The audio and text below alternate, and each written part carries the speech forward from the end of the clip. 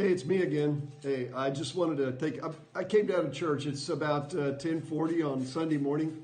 And, I know I'm crazy. Nobody's going to show up, right? It's the middle of the coronavirus thing, and we've dismissed the service, and we did the thing online. So everything's, going great. All's well. But I'm a preacher, and I'm a pastor, and so I just came down to make sure nobody else showed up. And if they did, they wouldn't be here by themselves. And so far, it's just me and Belle. She's running around here somewhere.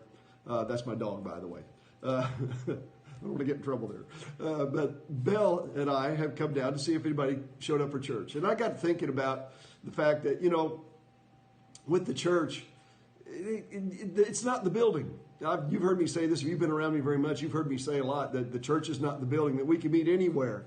Well, this morning we're having to meet anywhere other than the building. And so it's a little bit different. But I want you to remember, the Bible, Jesus says in Matthew 16:18, I will build my church, and the gates of hell will not prevail against it, will not stop it.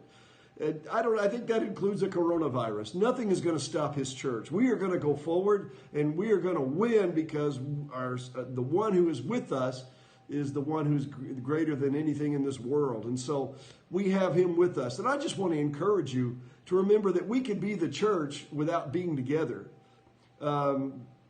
Take time this week to encourage somebody. We have all kinds of ways now. You don't have to just send a card. If you want to do that, you can. It's kind of different, but from what most people do these days. But you can take the time to text message somebody and let them know that you miss them and you're thinking about them and you're praying for them. Or you can send out an email, or you can go on Facebook Live and do what I'm doing. But find some way to encourage somebody this week, even if it's in your own family. Take time as a family to pray together and to talk about this stuff, and to talk about what the Lord's doing, and just praising that you're healthy and doing well. And pray for those who have sickness and maybe those who've lost someone that they care about. But also, if you have a contact with somebody, whether it's at the grocery store or at the pharmacy or wherever it is, take a few moments, if you have the opportunity, to just share about the hope, the joy that you have, and also the fact that we're not afraid. We know that these are uncertain days, but for God, he's got this all figured out, and we're going to follow him, and so we're going to be fine. And so I just want to encourage you, let's be the church this week.